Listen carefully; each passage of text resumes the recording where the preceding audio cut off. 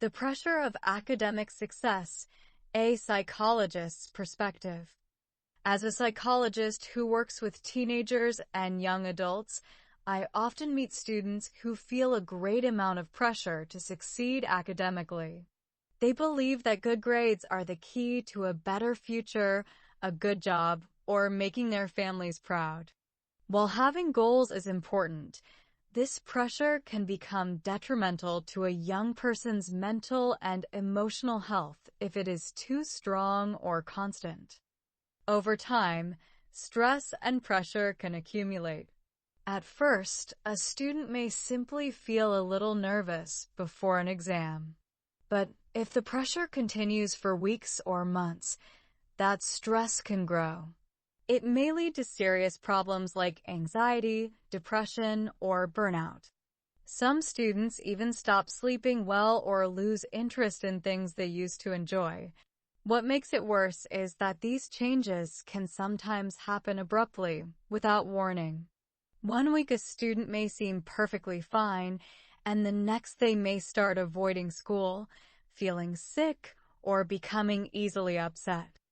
One peculiar thing I have noticed is that many students do not talk about how they feel. They may think they are the only ones who are struggling, or they may feel ashamed to admit they are not coping well. In reality, many students go through similar experiences, but they hide it because they don't want to appear weak or lazy. Parents, teachers, and schools often want the best for students. However, they may accidentally exploit a student's motivation by pushing them too hard.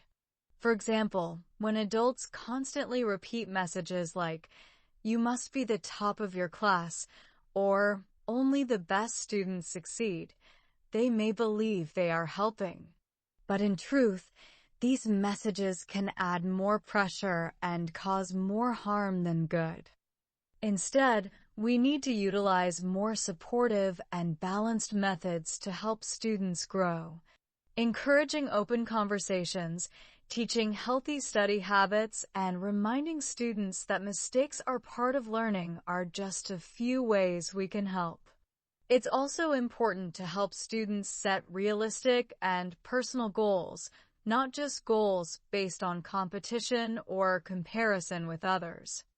Success in school should not feel like a burden. Of course, hard work is necessary, but it should be mixed with rest, enjoyment, and emotional support.